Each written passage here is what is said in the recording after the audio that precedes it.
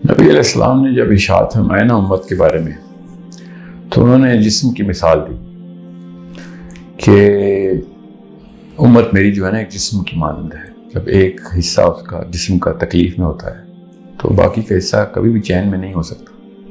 آپ کے پیر میں انگوٹھے میں بھی چوٹ لگی ہوئی ہو نا تو باقی کا پورا جسم اضطراب میں ہوتا ہے.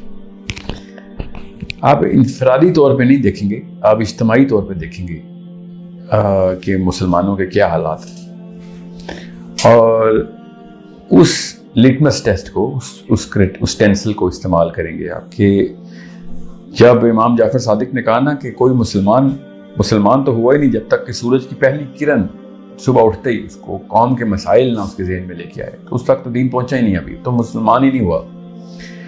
یہ بہت دھیان میں رکھیے گا. کسی بھی فرد کو جتنا اللہ نے رزق مال آسائشیں دے دی ہوئی ہیں جو بھی ہے، اس کی بنا پہ آپ اس کی کاوشوں کو، دلوں کے حال اللہ ہی جانتے ہیں، کون کتنا چھپ کے کیا کر رہا ہے کیا نہیں کر رہا. اس کے لیے نا آپ کے لیے ذرا ورلڈ ویو کلیئر کرنا ضروری ہے. یہاں پہ دنیا میں مسلمانوں کے کیا حالات ہیں 8ویں کلاس کے بچوں کو پتہ ہے اس وقت.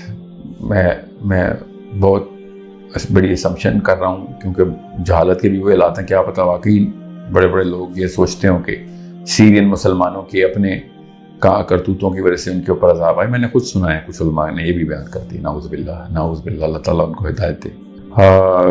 سوڈانیوں کے ساتھ اپنے اور صومالینز کے ساتھ، اور طالبان کے ساتھ، اور انڈونیشینز کے ساتھ، برمیز مسلم کے ساتھ، ویگر مسلمز کے ساتھ چائنا میں. مطلب فلسفے کی کمی ہے اور کچھ بھی نہیں. امت پوری کی پوری ہر جسم کا ہر حصہ نہ کہیں سے خون رس رہا ہے. اس میں سے تکلیف میں ہونا چاہیے ہر مسلمان کو. اب وہ بڑی لینڈ کروزر میں جا کے کام کرتا ہے یا وہ پیدل جا کے کام کرتا ہے، یہ ایک الگ کہانی ہے. اس کو انفرادی طور پہ جج کرنا مسلمان کا شیوہ ہی ہے. اگر وہ لینڈ کروزر میں جا کے کام کر رہا ہے، دین کے کام کر رہا ہے، تو کوئی مسئلہ نہیں. کام کرنا چاہیے اس کو روز صبح اٹھ کے اپنے 24 گھنٹے میں سے زیادہ تر حصہ اس کو ایسے کاموں کی طرف، اپنی رخ جو ہے وہ اللہ کے دین کی طرف اس نے مرکوز کیا ہوا ہے. کیا امت کا اس وقت کا مسئلہ بچاؤ. اس کے لیے 2-3 کام. اس میں سب سے پہلے تو علم حاصل کرنا ہے کہ کیا جائے تاکہ حکمت جو ہے نا اس کے تقاضے پورے ہوں. پھر ہمت کے ٹریننگ ہوئی بھی ہو کہ کرنے کا جب وقت آئے تو کریں بھی. اس وقت اس سے زیادہ کیا وقت آنا کسی اور امت پہ. اتنا برا وقت تو کبھی بھی نہیں آیا. جسم میں ہر عضو کے اندر ہمیں گولی لگ چکی ہے، خون رس رہا ہے. اب بس اس کا فلٹر بس آسان تھا ہی لگائیں کہ نبی علیہ السلام اگر آج تشریف لے آئیں تو کیا کریں گے، کس طریقے سے وہ ترتیب بنائیں گے امت کی، اور کیا کام شروع کریں گے. کیا کوئی ایک دن میں چھٹی لے سکتا ہے مسلمان؟ بالکل بھی نہیں. ابو بکر صدیق ہوں یا علی بن ابی طالب ہوں، وہ چھٹی لیں گے آج کہ میرا ویکینڈ ہے آج. مسلمان ہونا ایک لائف سٹائل کا نام ہے. یہ جب تک ہمیں سمجھ نہیں آئے گی تب تک ہمیں کبھی بھی فلسفہ کلیئر نہیں ہوگا. Islam is a lifestyle. Islam is daily routines. Islam is a job, is a permanent job. ایک ہی CEO ہے ہمارا جو دنیا کو جس نے بنایا ہے. ہم اس باس کو رپورٹ کرتے ہیں، ہم اسی کا حکم مانتے ہیں کہ میرا آج کا KPI کیا ہے، میرا آج کا سروس لیول اگریمنٹ کیا ہوا ہے. ایز اے مسلم 114 چیپٹرز کا کانٹریکٹ سائن کیا ہم نے اس کمپنی کے لیے. 114 چیپٹر کا کانٹریکٹ سائن کرنے کے بعد بھی اگر ہم چھٹیاں لے رہے ہیں تو پھر تو ہمیں سمجھ ہی نہیں آیا کہ کہانی کیا ہے. اسی لیے تو ہر قسم کی قوم ہمارے پر چڑھ دوڑی ہے، اور جس طریقے سے وہ دسترخوان پہ کھانا پیش کیا جاتا ہے ایسے مسلمان پیش ہوئے ہیں دنیا کو. تو کھانے کی مثال کیوں ہے؟ نبی علیہ السلام نے مثال دی ہوئی ہے صحابہ کو کہ جیسے دسترخوان پہ کھانا لگے گا ایسے آپ لوگوں کو کھایا جائے گا. کیونکہ کھانا جو ہے نا آپ جب اس پہ چھری چلاتے ہیں نا مرغی کے اوپر، تو آگے سے چھری پکڑ نہیں لیتی یا پھر آگے سے گولی نہیں چلاتی. یہ معاملہ ہے. کیونکہ سوئے ہوئے پڑے ہیں، چھٹی پہ آج. تو شیطان نے کبھی چھٹی نہیں لی. پتہ نہیں مسلمان نے کب سے چھٹیاں لینی شروع کر دی. جب تک آپ یہ دیکھیں گے کہ کسی کے پاس گاڑیاں بڑی ہیں تو یہ غلط نظریہ ہے دیکھنے کا. یہ دیکھیں کہ اس کا لائف سٹائل جو ہے وہ دین کی طرف کس محکمے میں آپریشنل ہے. پوری کمپنی ہے مسلمان اسلام کی، ایک کمپنی ہے جس میں کچھ علم کا شعبہ الگ ہے، دعوت کا شعبہ الگ ہے، جہاد کا شعبہ الگ ہے، بچے پالنے کا شعبہ الگ ہے، معاشیات کا شعبہ الگ ہے. یہ سارے کے سارے معاملات ایز این امہ اگر ہم کر رہے ہوتے تو خدا کی قسم جتنا پیسہ مسلمانوں کے پاس ہے اس کا 1% تھا جب یورپ میں جب یہ رینیسانس کا دور چل رہا تھا 1% کی قوم انہوں نے اٹھا لی تھی. ہمارے پاس ساؤتھ افریقہ میں جب حبشیوں کے پاس یہ معاملہ ہوا کتنا مال آیا تھا ان کے پاس.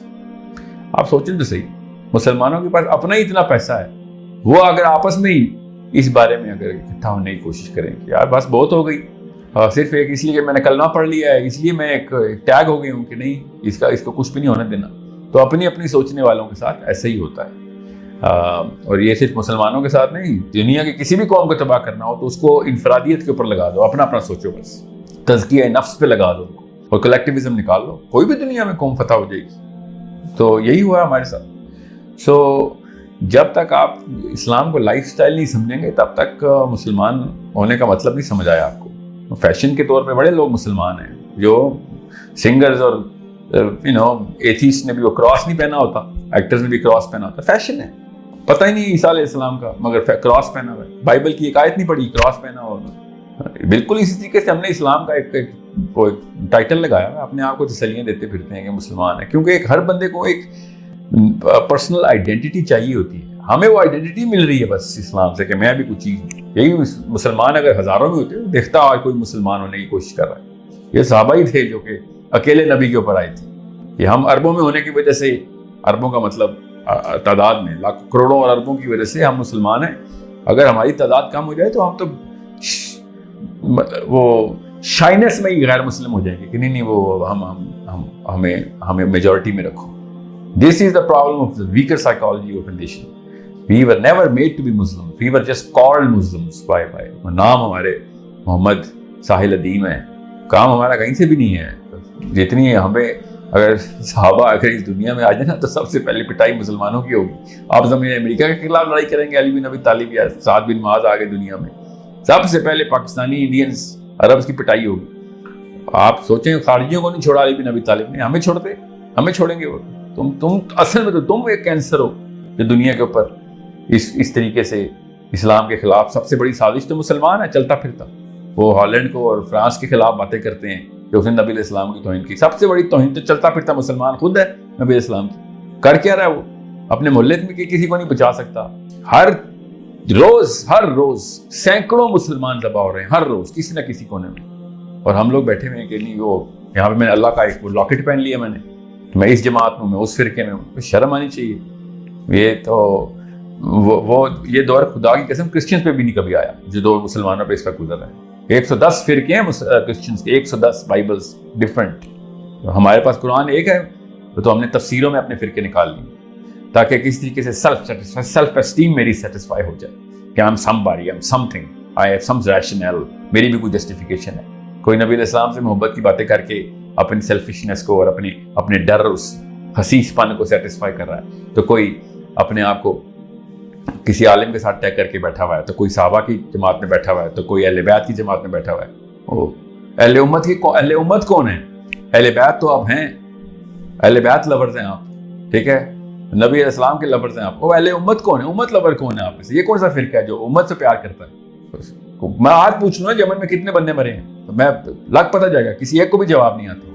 یمن میں کسی بھی دن کوئی بچے مرے, بچے کا نام بتائیں.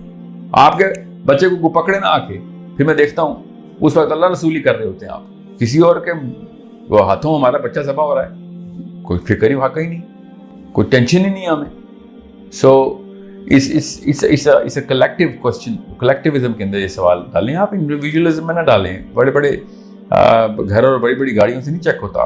ایسے لوگوں نے ایسے کام کیے ہیں جن کے اپیرنٹ لائف سٹائل جو ہے نا وہ اس طرح کے نہیں ہیں کہ آپ وہ سوچیں کہ کوئی اللہ کے کام کر رہا ہے, مگر کر رہے ہیں, مجھے پتہ ہے کر رہے ہیں. So don't judge people on the visible profile. Judge them on their philosophical profile, their actionable profile. کہ یہ کرتے کیا ہیں, کیا اعمال کیا ہیں. 24 گھنٹے میں سے کتنے گھنٹے جو ہیں یہ بچوں کی پرورش میں اور دین کے لیے اور امت کے لیے جو ہے نا وہ سوچتے ہیں. روز کی ڈسکشن میں پیسے ڈسکس ہوتے ہیں, یا پھر روز کی ڈسکشن میں مرے ہوئے بچے یا ریپ ہوئی بھی بچیاں ڈسکس ہوتی ہیں کہ ہم کچھ کر کیوں نہیں رہے. میں نے ایک دفعہ ویڈیو پہ فلسطین کا ایک جمعے کا خطبہ سن لیا, اور خدا کی قسم جمعے یا خطبے میں وہ پاکستانیوں کو دعائی دے رہے تھے کہ کوئی پاکستانیوں تک پیغام پہنچائے کہ ہماری مدد کرو آگے. فلسطین کے اندر جمعہ ہو رہا تھا اور وہ فریادیں کر رہے تھے کہ کوئی تو آئے ہمیں. انہوں نے پاکستانیوں کا بھی نام لیا. میں اس وقت ٹورانٹو میں تھا, یہ ویڈیو جو میں نے دیکھی تو 3 دن تک کھانا نہیں کھا سکا تھا میں, کہ وہ وہاں پہ لوگ مجھے بلا رہے ہیں میرا نام لے کے, اور میں بیٹھا یہاں پہ ڈالر کما رہا ہوں اور لوگوں سے بحثیں کرتا ہوں ریسٹورینٹ پہ بیٹھ کے کہ وہ ٹھیک ہے وہ غلط ہے. کام کچھ بھی نہیں. Understand the bigger problem. آپ کے اوپر نوبت آئے گی نا تب آپ کو پتہ چلے گا. کسی بھی انسان پہ نوبت آئے گی تو پتہ چلے گا. تو دور نہیں ہے, ایک ایک کر کے سارے مسلمان ذبح ہو رہے ہیں. ہم سمجھ رہے ہیں پاکستان میں بچ جائیں گے, انڈیا میں بچ جائیں گے, کہیں کوئی نہیں بچے گا. آپ سمجھ رہے ہیں کہ کوئی ویٹو ملا ہوا ہے پاکستانی ہونے کی وجہ سے؟ کسی کو کوئی ویٹو نہیں ملا ہوا. ایک ایک کر کے سب چھری کے دھار کے نیچے سے گزریں گے. جب تک اٹھیں گے نہیں تب تک وہی ہوگا جو اکیلے بندے کے ساتھ ہونا بھی چاہیے. کسی بھی قوم نے دوسری قوم کو فتح کیا اس کو اس کے حصے الگ کر کے فتح کیے. کوئی بھی ایسا نہیں ہے. یہ کامن سینس کا تقاضا جو ہمارے ساتھ ہو رہا ہے. ہم بھی ہوتے تو ایسے ہی کرتے کہ پہلے ان کو الگ الگ ٹکڑوں میں کرو, اس کے بعد ایک ایک کر کے کھا جاؤ. بلکہ ہم نے تو ایسے ٹکڑے کیے ہیں کہ اگر 25 کروڑ مسلمان ہیں نا تو جتنے بھی گھر والے ہیں نا, خاندان ہیں جتنے, اتنے ہی ملک بنا دیے ہم نے. ہر خاندان اپنی اپنی سوچ رہا ہے بس. وہ پھر گاڑیاں ہی نکلیں گی, پھر بڑی بڑی لینڈ کروزر نکلیں گی. ادھر سے تو ٹینک نہیں نکلنے والے گھروں سے.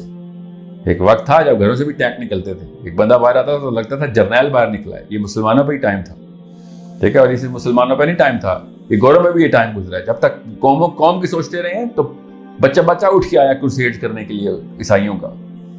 جب قوم کی سوچتا ہے نا تو پھر اسی طرح کرتا ہے. میں آپ سے کہہ رہا ہوں اللہ کی سوچیں, پھر دیکھیں کیا ہوتا ہے. کسی وجہ سے صحابی جو تھے نا وہ بے چین زندگیاں گزارتے رہے. دنیا کے فاتح تھے مگر روتے ہوئے سوتے تھے. ہر ملک ان کے پیروں کے نیچے تھا مگر سائی رات رو رہے ہوتے تھے. ہم لوگ پتہ نہیں کس بات کے خوش ہیں. کیا نشہ کیا ہم نے, خوشی کس بات کی ہمیں؟